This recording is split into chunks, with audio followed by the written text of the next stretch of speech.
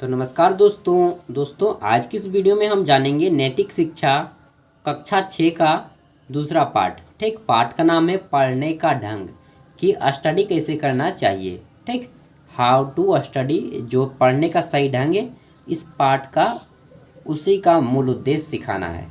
तो नैतिक शिक्षा का दूसरा पार्ट है। आइए शुरू करते हैं।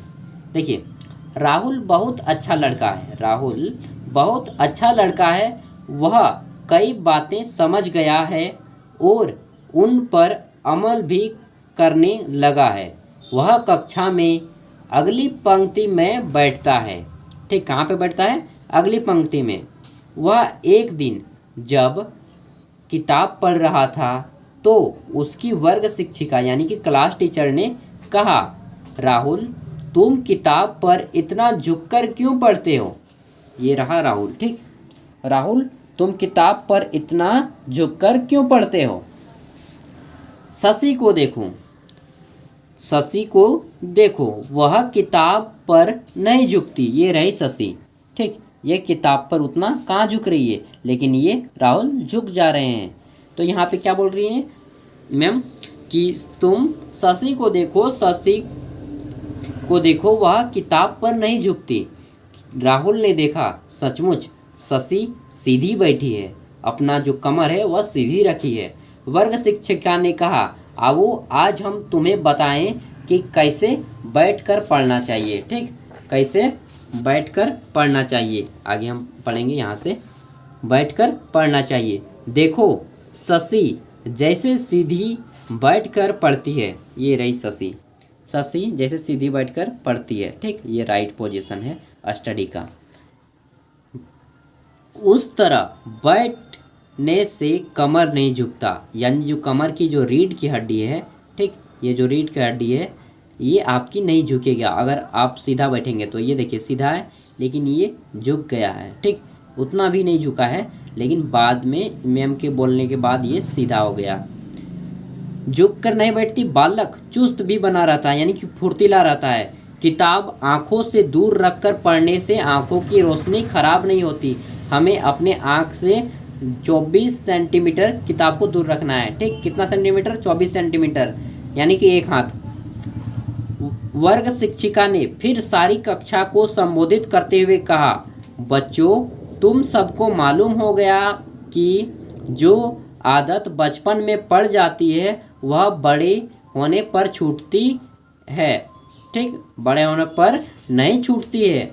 बड़े होने पर छूटना आसानी बात नहीं है, इसलिए अभी से हर बात पर ध्यान देना जरूरी होता है कि किताब पर एकदम से झुककर पढ़ना स्वास्थ्य के लिए हानिकारक है। ठीक, स्वास्थ्य के लिए ठीक नहीं है। आगे चलकर कमर टेढ़ी हो जाती है। कमर जो है आपका रीढ़ का हड्डी टेढ़ा हो सकता है, इसलिए हमें कैसा बैठना चाहिए? सीधा, और दीवार पे सटना नहीं चाहिए। जैसे गणित वाली शिक्षिका की कमर है, गणित वाली शिक्षिका यहाँ पे एक उनका कमर टेढ़ी हो गई है। एक बालक ने पूछ लिया, लेकिन वह डर गया कहीं मैम उनको डांट ना पड़ जाए। ठीक, मैम से उनकी डांट ना पड़ जाए, वह पूछ रहा है।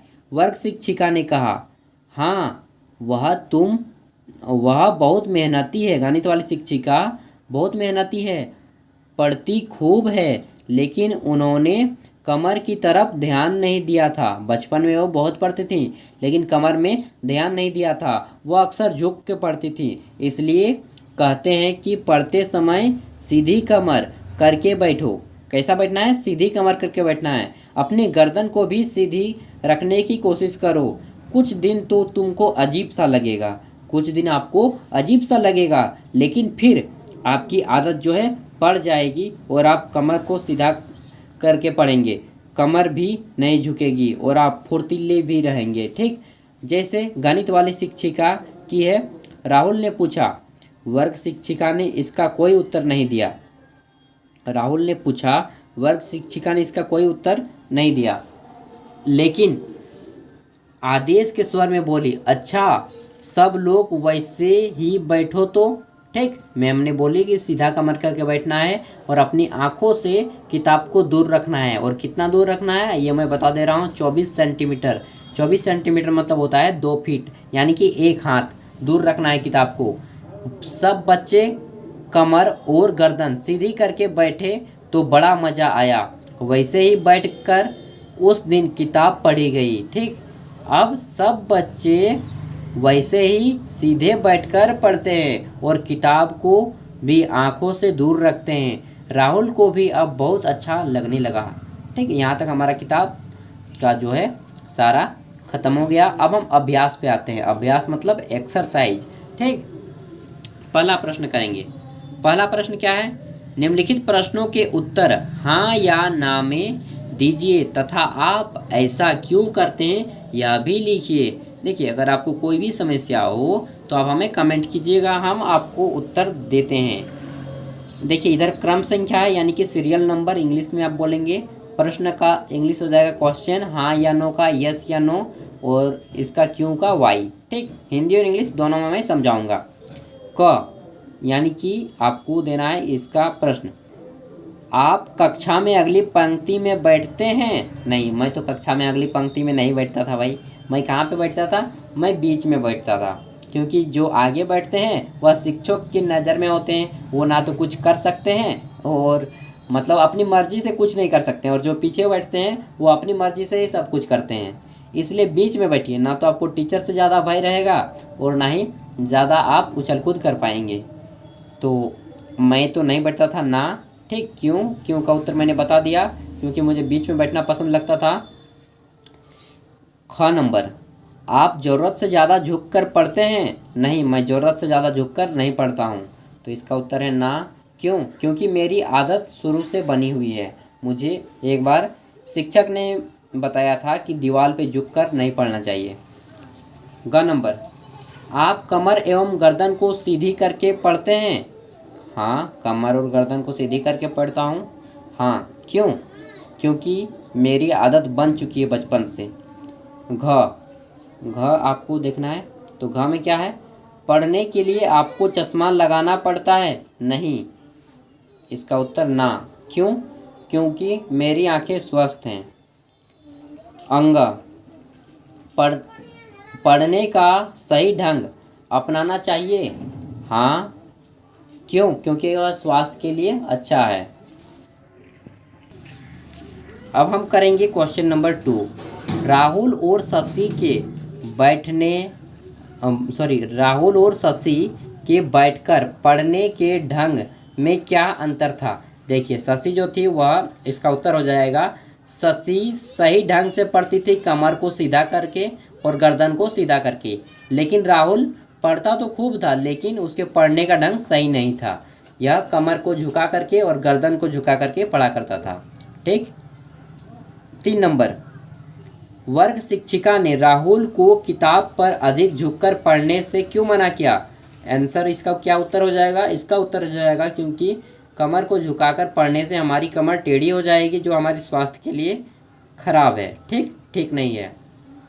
4 नंबर, पढ़ते समय किन किन बातों का ध्यान रखना चाहिए? पढ़ते समय हमें किन किन बातों का ध्यान रखना चाहिए? तो पहली चीज़ कि आपको ज़्यादा झुककर नहीं पढ़ना है कमर को। दूसरा, गर्दन को नहीं ज़्यादा झुकाना है। तीसरा, आपको क्या करना है कि आपको कम रोशनी में नहीं पढ़ना है। जब कम लाइट रहेगा तब आपको नहीं पढ़ना है। चौथा, आपको किताब को एकदम सामने से नहीं पढ़ना है, एकदम आँख के सामने सटा के नहीं पढ़ना है। तो इन 4 चीज़ों का ध्यान रखिएगा। ठीक, आगे पढ़ते हैं। तो 5वां क्वेश्चन हमारा क्या है? आप में कौन कौन सी अच्छी आदतें हैं जिसके लिए लोग आपकी खूब प्रशंसा करते हैं? तो ये आपको लिखना है स्वयं से।